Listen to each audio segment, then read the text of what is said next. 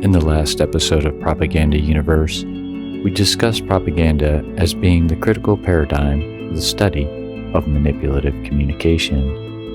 In this episode, we continue this discussion and introduce a theory of propaganda that provides a viable framework for its study. So join me now in the Propaganda Universe.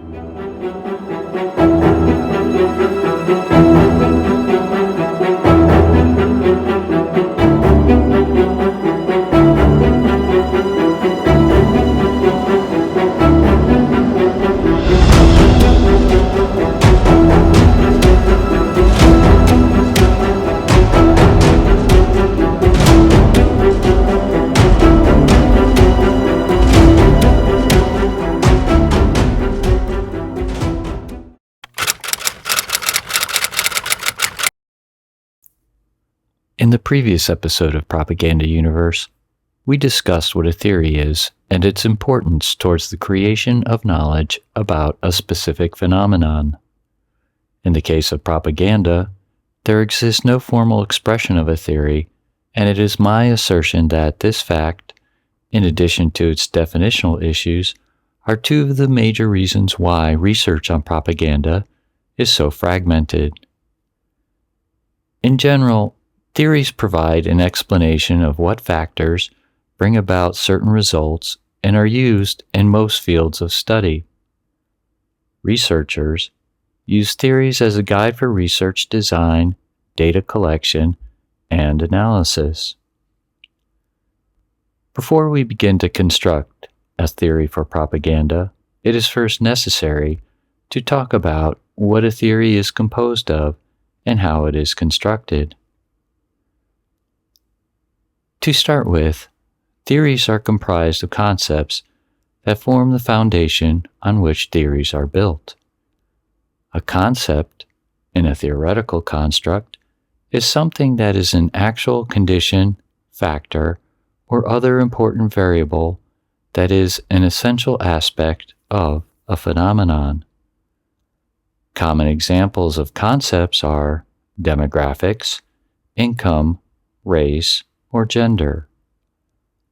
Concepts that are included in a theoretical construct must be things that can be empirically observed, as these are the specific components of a theory that guide a researcher's methodology, data collection, and analysis.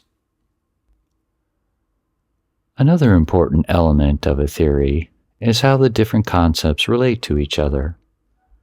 How the concepts relate to each other provide the causal and explanatory mechanisms for the theory. The stated relationships between concepts are generally known as theoretical propositions and are expressed in the form of statements.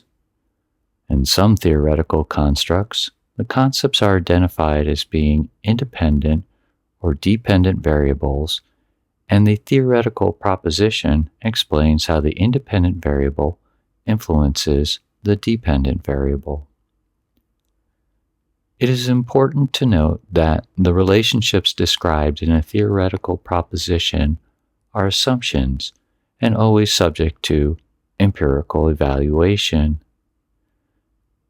Now that we've discussed what a theory is composed of, let us now proceed with constructing a formal theory of propaganda. We are choosing to build a formal theory of propaganda because a formal theory explicitly states its theoretical propositions.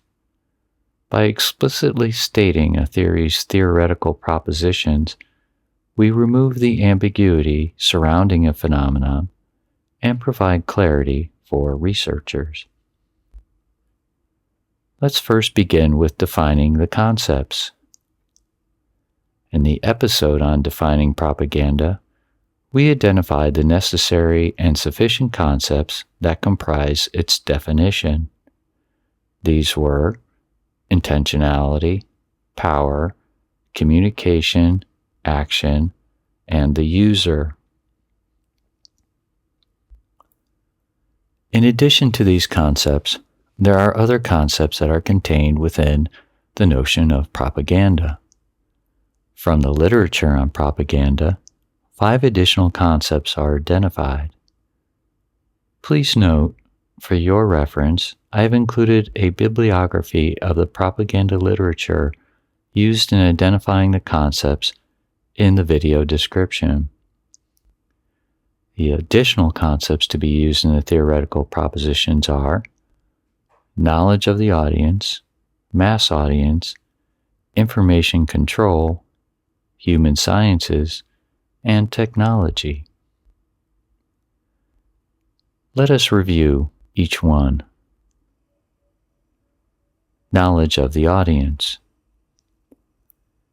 This is a key requirement to produce and disseminate propaganda, as this identifies the conditions, susceptibilities, and vulnerabilities that propaganda seeks to exploit. Even propaganda systems that are ideologically oriented, such as was the Soviet system or the Chinese and North Korean systems of today, seek basic knowledge of the audience. Moreover, this knowledge provides information regarding the target's media use habits, which are crucial in identifying channels through which to reach and expose the target to propaganda. Mass audience. Because propaganda is a social phenomenon, it seeks to affect audiences of some magnitude. Individuals are taken into account only in terms of how they relate to a larger whole and the characteristics they hold in common with the group that is being targeted. Influencing the larger group is what propaganda is interested in doing. Information control. This is a necessary component of propaganda, as it serves to suppress, neutralize, or censor information or sources that are contradictory, offer alternative perspectives, or are otherwise in conflict or compete with the aims of the propagandist. Examples of common information control techniques are undermining the credibility of a source, casting a source in a negative frame, legal action, censorship, limiting access to alternate sources of information, and physical destruction of communication channels. Human sciences. Propaganda is reliant on the human sciences to provide its persuasive techniques and methods. This encompasses the disciplines that include, but are not limited to, psychology, cognitive science, behavioral science, social science, neuroscience, and cultural anthropology. Propaganda takes advantage of advances in these or other useful sciences in an attempt to make it more effective. Technology. This refers specifically to information and communication technology. Propaganda depends on a communication medium composed of information technology to create and disseminate content. Additionally, technology can facilitate other propaganda concepts such as knowledge of the audience, mass audience, and information control. The technology that comprises a medium also has the potential to create influential effects in and of itself. Similar to the human sciences, propaganda adapts to and takes advantage of technological advancements. We will now construct theoretical propositions that describe relationships between these concepts. The following theoretical propositions are made. Proposition 1. As communication technology advances, so does knowledge of an audience, the ability to reach a mass audience, and the ability to control information. Proposition 2. The more knowledge there is of an audience, the more precise a selection of the appropriate human science techniques and methods can be made towards developing a persuasive strategy. Proposition 3.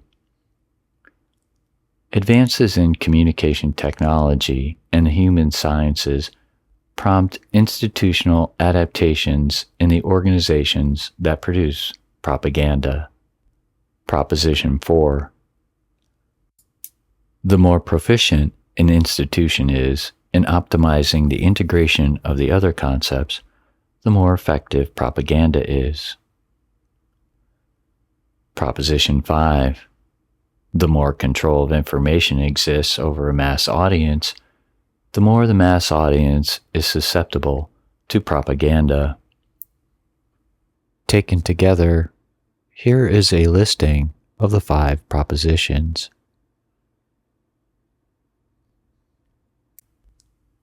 I would like to highlight the fact that, like with any other theory, these propositions are a starting point for further development and improvement. Theories are always subject to being improved by fine-tuning the concepts as well as their relationships. Most importantly, we now have a formal theory of propaganda from which we can derive better research outcomes on manipulative communication. Well, I hope you've enjoyed today's episode and that you'll join me in the next.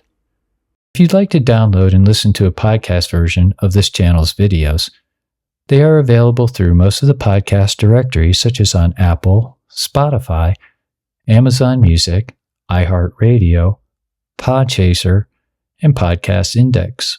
Or you can visit either the Propaganda Universe's Buzzsprout page or main website through links located in the video description. And as always, please remember to like, subscribe, and share this video. By sharing the videos from this channel, you are making a valuable contribution towards helping fellow citizens avoid the negative effects of manipulative communication and propaganda. Another way to contribute is to join Propaganda Universe's Patreon community of supporters or by making a contribution through PayPal in the links also found in the description. I hope to see you again for the next episode, and thank you so much for joining me in the Propaganda Universe.